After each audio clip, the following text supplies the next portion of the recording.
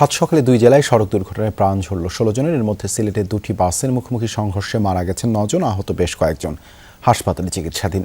এদিকে বগুড়ায় বাস চাপায় মৃত্যু হয়েছে ৭ দিন মজুরের, আরও ১৫ জন আহত। তাদের উদ্ধার করে হাসপাতালে ভর্তি করা হয়েছে। সকাল ৭টা বেজে ৫ মিনিট, ঠিক তখনই রোমহর্ষক দুর্ঘটনার সাক্ষী হলেন সিলেট ওসমানীনগরবাসী।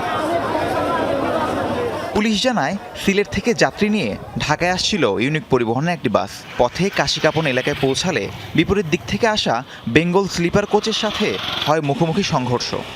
হঠাৎ করে সকালে ঘুম থেকে উঠিয়ে মনে অ্যাক্সিডেন্ট হল। কিরা অ্যাক্সিডেন্ট? Bus accident. তাই দুইবার যাওয়ার কথা না, সেটার কইয়া গেছে না। আমার এক বন্ধু আমার এখানে মারা যায়, আমার সাথে যাইছিল, ডাইনে বসা ছিল।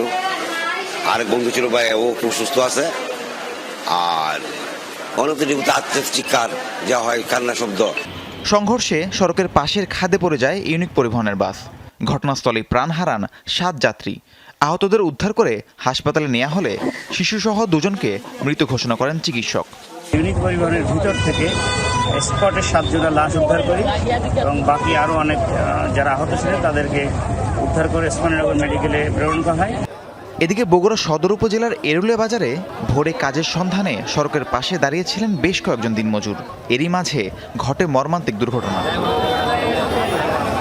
ঢাকা থেকে নওগাঁগামী শাহ ফতে আলী পরিবহনের একটি বাসের চালক এরুলিয়া বাজারে নিয়ন্ত্রণ হারান। চাপা পড়ে রাস্তার পাশে অপেক্ষারত শ্রমিকরা। ঘটনাস্থলেই মারা যান ৩ শ্রমিক। হাসপাতালে নিলে আরও ৪ জনকে মৃত ঘোষণা করেন চিকিৎসক।